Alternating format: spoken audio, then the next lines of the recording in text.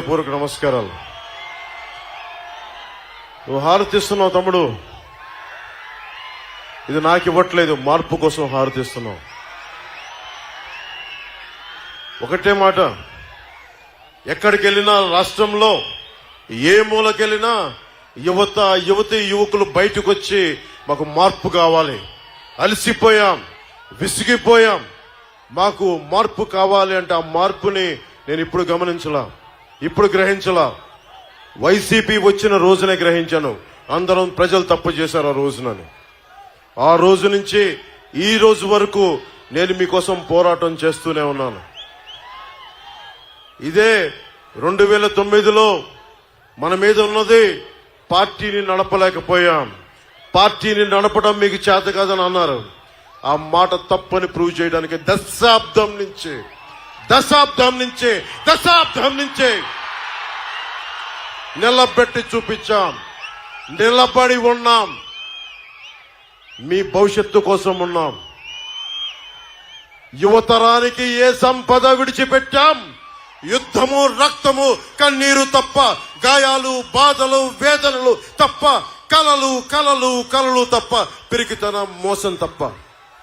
కష్టాలు మనకి, సంపద పెద్దిరెడ్డి గారికి, మిథున్ రెడ్డి గారికి, జగన్ రెడ్డి గారికి. కష్టాలు మనకి, త్యాగాలు మనకి, బలిదానాలు మనకి. ఈ రోజున ఇంత మండుటెండలో వచ్చి ఇంతమంది రోడ్డు మీదకి వచ్చి మీరు తెలుపుతున్నారంటే మీ ఆవేదన నాకు అర్థమవుతా ఉంది. మీ కష్టం తెలుసుకున్నవాడిని, మీలో ఒకరిని.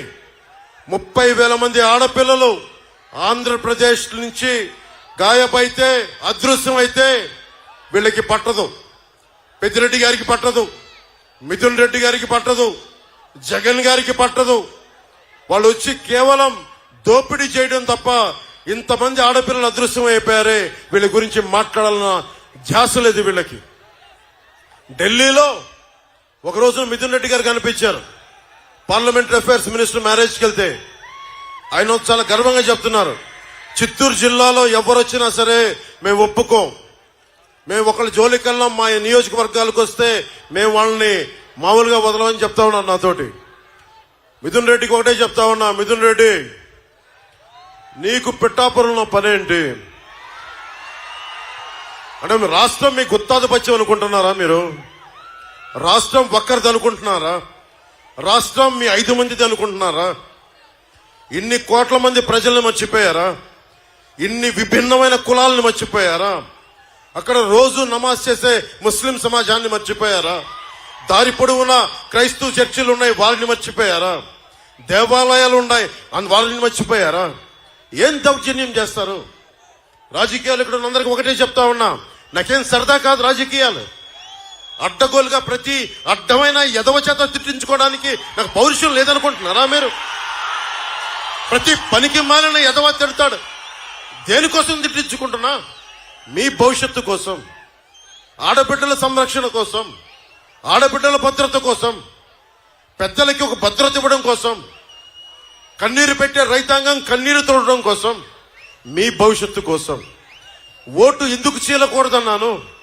రాయలసీమ ఒకరి గుత్తాధిపత్యమా? రాయలసీమ ఒకరి గుత్తాధిపత్యమా? జగన్ గుత్తాధిపత్యమా? రాయలసీమ ఏం మాట్లాడతావు నువ్వు? వెళ్ళి కర్నూలుకి వెళ్ళో, కొన్నిదేల గ్రామం ఉంటుంది, వెళ్ళి చూడు. అక్కడ ఏదో రాయలసీమ నీ గుత్తాధిపత్యం అన్నట్టుగా మాట్లాడతావు.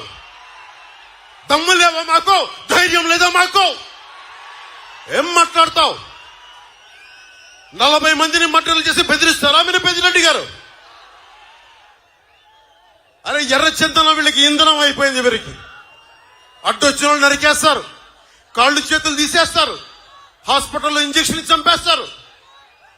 గంగిరెడ్డి లాంటి ఒక మాఫియా డాన్, ఎర్రచందనం డాన్